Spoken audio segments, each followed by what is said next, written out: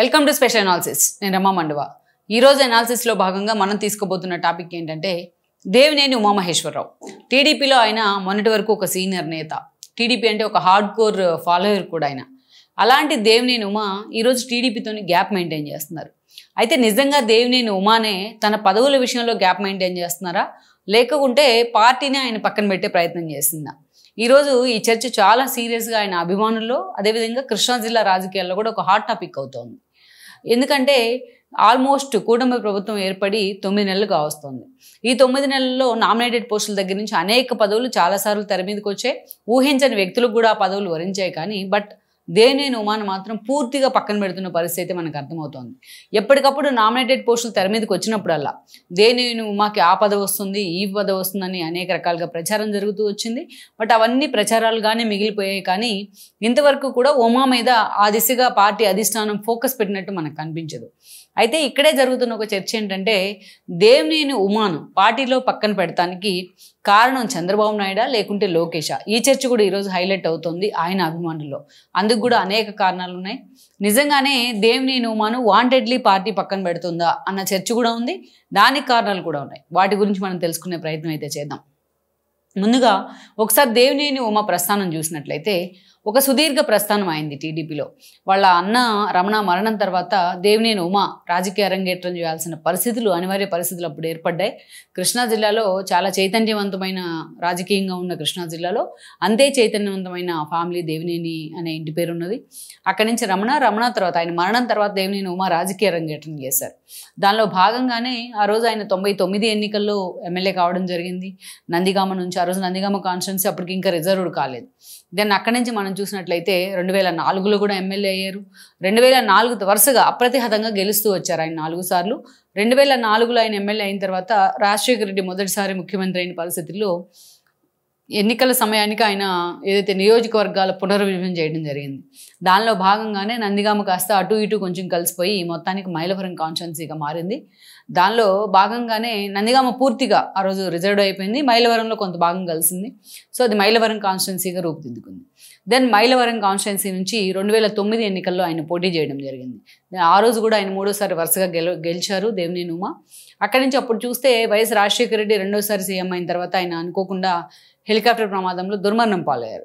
ఈ క్రమంలోనే తెలంగాణ సమైక్యాంధ్ర ఉద్యమాలు చాలా సీరియస్గా తెర మీదకి వచ్చిన పరిస్థితుల్లో ఆ రోజున మొట్టమొదటిగా సమైక్యాంధ్ర కోరుతూ మొట్టమొదటి రిజైన్ చేసిన వ్యక్తి ఎవరైనా ఉన్నారంటే అది దేవినేని ఉమానే. అప్పట్లో తెలంగాణ వదులు చాలామంది దేవినేని ఉమాను ముందు పెట్టి చంద్రబాబు నాయుడు రాజకీయం చేస్తున్నారు, తెలంగాణకు అడ్డుపడుతున్నారంటూ కూడా విమర్శలు చేసిన సందర్భం ఉంది. దేవినేని ఉమా ముందుగా రాజీనామా చేసిన తర్వాతే మిగతా సీమాంధ్ర ఎమ్మెల్యేలు చాలామంది రాజీనామా పడటం జరిగింది. ఇక మరోవైపు చూస్తే చంద్రబాబు నాయుడు కూడా అంతే లాయల్గా నిలబడుతూ వచ్చారు ఆయన. ఎన్నికల కంటే ముందు రాష్ట్ర విభజన జరిగిన క్రమంలో చంద్రబాబు నాయుడు రోజు వస్తున్న మీకోసం పాదయాత్రను మొదలుపెట్టారు. ఆ పాదయాత్రలో దేవినేని ఉమా ఆయన వెన్నంటే ఉన్నారు. చాలా కీలకంగా పనిచేశారు పార్టీలో. అదే స్థాయిలో ఆ పార్టీ కోసం కూడా పనిచేస్తూ వచ్చారు.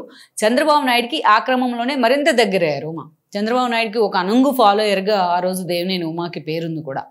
అక్కడి నుంచి మనం చూసినట్లయితే 2014 ఎన్నికలు వచ్చాయి. రాష్ట్ర విభజన జరిగింది. విభజిత ఆంధ్రప్రదేశ్కి ఆ రోజు సాధారణ ఎన్నికలు జరిగాయి, ఈవెన్ తెలంగాణతో పాటు. ఆ రోజు చూస్తే దేవినేని ఉమా మరోసారి మైలవరం నుంచి పోటీ చేయడం జరిగింది. మైలవరం నుంచి పోటీ చేసిన తర్వాత దేవినేని ఉమా వరుసగా 4వ సారి ఎమ్మెల్యే అయ్యారు. సుదీర్ఘకాలం ఎమ్మెల్యే అవుతూ వచ్చారు. అటు చంద్రబాబు నాయుడు దగ్గర కూడా మంచి మార్క్స్ పడ్డాయి. ఈ క్రమంలోనే అత్యంత భారీ నీటిపారుదల శాఖ మంత్రి పదవి, అది కూడా అతి కీలకమైన మంత్రి పదవి దేవినేని ఉమాకు దక్కింది ఆ రోజున.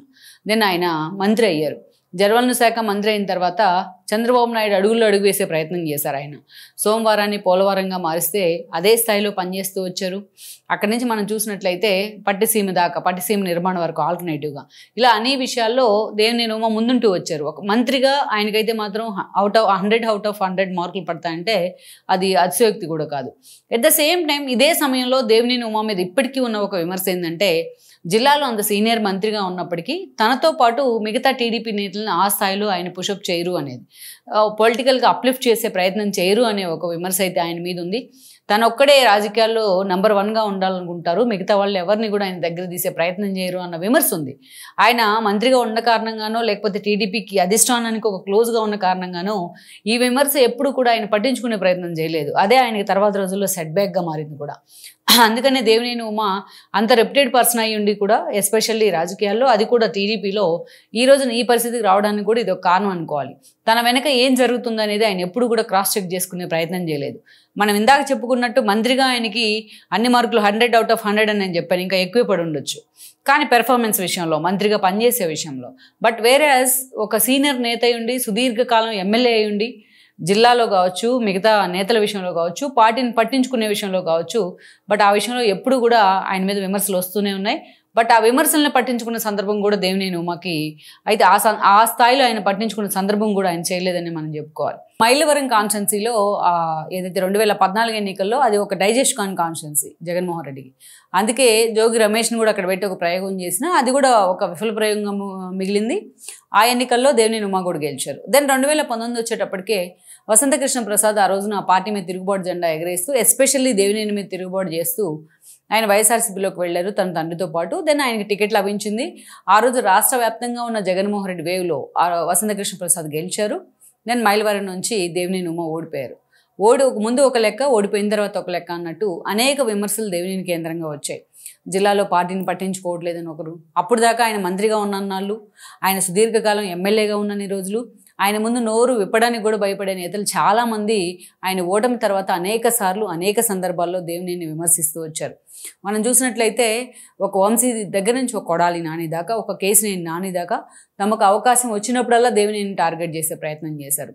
ఈ క్రమంలోనే ఆయనకి యాంటీ గ్రూప్స్ కూడా అక్కడ ఎదురయ్యాయి. ఒక బొమ్మసాని సుబ్బారావు రూపంలో తమకు టికెట్ ఇవ్వాలంటూ వాళ్ళు కూడా రోడ్డెక్కే ప్రయత్నం చేశారు. ఇలా అనేక రకాలుగా దేవినేని ఉమ ఆ 5 years పీరియడ్ ఒక సఫకేషన్ ఎదుర్కొన్నారు.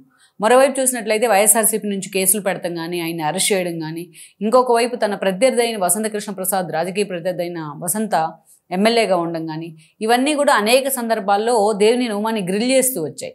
ఈ క్రమంలోనే అటు పార్టీకి అండ్ ఆయనకి మధ్య ఆ గ్యాప్ పెరిగింది, ఆ వ్యాక్యూమ్ పెరిగింది. ఆ వ్యాక్యూమ్లోకి కొంత నెగిటివిటీ కూడా వచ్చింది దేవినేని ఉమకు సంబంధించి. దెన్ 2024 ఎన్నికలు వచ్చాయి. అటు జనసేనతోని ఇటు బీజేపీతోని పొత్తు పెట్టుకోవాల్సిన అనివార్య పరిస్థితులు టీడీపీకి ఏర్పడ్డాయి. ఈ క్రమంలోనే ఇక వసంత కృష్ణప్రసాద్ కూడా జగన్మోహన్ రెడ్డి మీద తిరుగుబాటు జెండా ఎగరేశారు. అటు పార్టీలో ఆయన కాన్స్టిట్యున్సీలో సఫకేషన్, జోగి రమేష్ కారణంగా ఉన్న సఫకేషన్ కానీ, ఎన్నిసార్లు జోగి రమేష్ ఇన్వాల్వ్మెంట్ గురించి తన కాన్స్టిట్యున్సీలో జగన్మోహన్ రెడ్డి దగ్గర మొరబెట్టుకుని ఆయన పట్టించుకోవడం కానీ, ఇలాంటి పరిస్థితుల్లో వసంత కృష్ణప్రసాద్ టీడీపీ వైపు చూసే ప్రయత్నం చేశారు. ఈ క్రమంలోనే దేవినేని ఉమను బొజ్జగించారు చంద్రబాబు నాయుడు. సుదీర్ఘంగా కూర్చోబెట్టుకుని ఆయనతో మాట్లాడి ఆయన బొజ్జగించి ఆయన పోటీ నుంచి విరమించుకునేలా చేశారు. చివరికి ఆయన నోటితో ఆయనే చంద్రబాబు మాటే నాకు శిరోధార్యం అంటూ చెప్పేలాగా చేశారు. దాని వసంత కృష్ణప్రసాద్ కూడా ఆయన్ని నేను దేవినేని ఉమాతో కలిసే పనిచేస్తానంటూ ఒక స్టేట్మెంట్ కూడా ఇచ్చారు ఆయన. దెన్ వసంత కృష్ణప్రసాద్ మొన్నటి ఎన్నికల్లో ఎమ్మెల్యే అయ్యారు టీడీపీ నుంచి. ఇటు చూస్తే దేవినేని ఉమాకు మాత్రం టికెట్ దక్కలేదు. ఇక ఓకే, టికెట్ దక్కలేదు, కూటమి ప్రభుత్వం ఏర్పడింది. మొదటిసారిగా ఆయన గురించి చర్చ ఏంటంటే ఎమ్మెల్సీ తెర మీదకి వచ్చిన సమయంలో ఆయనకి ఎమ్మెల్సీ టికెట్ దక్కుతుందని ప్రచారం జరిగింది. బట్ ఆ దిశగా ప్రయత్నాలు ఏమీ జరగలేదు. అలాగే ఆర్టీసీ చైర్మన్ పదవి ఆయనకి దక్కుతుందనుకున్న సామాజిక వర్గ ఈక్వేషన్లో భాగంగా అది కొనకళ్ళ నారాయణకి వెళ్ళడం జరిగింది. ఆ తర్వాత రాజ్యసభ టికెట్ దక్కుతుందని కూడా ప్రచారం జరిగింది, అది రాలేదు. అదేవిధంగా ఢిల్లీ స్థాయిలో ప్రభుత్వం తరపున ఆయన ప్రతినిధిగా ఉంటారనే ప్రచారం జరిగినా అది కూడా ఆ దిశగా కూడా ప్రభుత్వం మనకి అటు పార్టీ అధిష్టానం ఫోకస్ పెట్టినట్టు మనకు కనిపించదు. ఇక ఇటీవల వచ్చిన ఎమ్మెల్సీ ఎన్నికల్లో సైతం నాగబాబుకి ఎమ్మెల్సీ లభించిన ఆ సమయంలో సైతం అదే స్థాయిలో దేవినేని ఉమ గురించి చర్చ జరిగినా బట్ ఆ దిశగా మాత్రం పార్టీ వైపు నుంచి ప్రభుత్వ వైపు నుంచి మాత్రం పదవుల విషయంలో మాత్రం ఆయన పక్కన పెట్టే ప్రయత్నం జరుగుతూ ఉంది. ఇక్కడే చర్చ ఏంటంటే దేవినేని ఉమకు సంబంధించి ఆయన వ్యక్తిగతంగా మాత్రం పార్టీకి ఒక అద్భుతమైన కార్యకర్త, ఆయన ఒక సేవకుడు, ఆయన పార్టీకి గట్టిగా చెప్పాలంటే ఒక లాయల్టీ ఉన్న వ్యక్తి పార్టీ పరంగా, అటు చంద్రబాబు నాయుడు విషయంలో కానీ ఇటు లోకేష్ విషయంలో కానీ. వేరేజ్ ఆయన కాన్స్టిట్యున్సీలో కావచ్చు, మంత్రిగా పనిచేసిన సందర్భంలో ఉన్న ఆధిపత్య పోరు కావచ్చు, ఈ యాంగిల్స్లో ఆయనకు అక్కడ వ్యతిరేకత ఉందన్న మాట అయితే కొంతమేరకు వాస్తవం. లోకేష్ చేయించుకున్న సర్వేల్లో కూడా అప్పుడు ఇలాంటి వాతావరణమే కనిపించిందనే లీకులు కూడా కొన్ని వచ్చినప్పటికీ బట్ ముందుగా అక్కడ గుర్తించాల్సింది ఏంటి అంటే దేవినేని ఉమ ఎప్పటి నుంచో సుదీర్ఘకాలం పార్టీకి ఒక లాయల్గా ఉన్న వ్యక్తి, చంద్రబాబు నాయుడు మాటను జవదాడిన వ్యక్తి. మరి అలాంటి వాళ్ళని ఈరోజు పదవుల విషయంలో పక్కన పెడితే మిగతా వాళ్ళ సంగతి ఏంటి అన్న చర్చ అయితే జరుగుతూ ఉంది. అందుకే దేవినేని ఉమ కూడా ఈ పరిణామాలన్నింటినీ గమనించే ఆయన పూర్తిగా సైలెంట్ అయ్యారు, పార్టీ నుంచి పూర్తిగా గ్యాప్ తీసుకునే ప్రయత్నం చేస్తున్నారన్న చర్చ జరుగుతోంది. ఇదే సమయంలో చంద్రబాబు నాయుడు పదవి విషయంలో విషయంలో దేవినేని ఉమా మీద కన్సర్న్ ఉన్నప్పటికీ బట్ లోకేష్ మాత్రం సీనియర్ నేతల కంటే జూనియర్స్కి అంటే కొత్తగా వస్తున్న యువతకే పార్టీలో ప్రాధాన్యత ఇవ్వాలని ఆయన ఆలోచన చేస్తున్నారు. అందుకే దేవినేని ఉమా లాంటి సీనియర్ నేతలను కొంత పక్కన పెట్టే ప్రయత్నం జరుగుతుంది అనేది ఆ పార్టీలో ఉన్న ప్రచారం.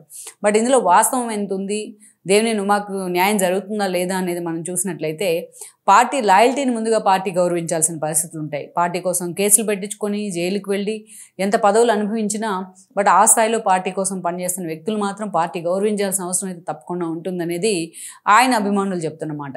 మొత్తానికి దేవినేని ఉమా విషయంలో పార్టీ ఇప్పటికైనా ఎలాంటి నిర్ణయం తీసుకోబోతుంది, ఏ నిర్ణయం తీసుకుంటుంది అనేది ఇంకొద్ది రోజుల్లోనే క్లారిటీ రాబోతోంది. ఈ వీడియో మీకు నచ్చినట్లయితే please share, like and subscribe R24 Telugu.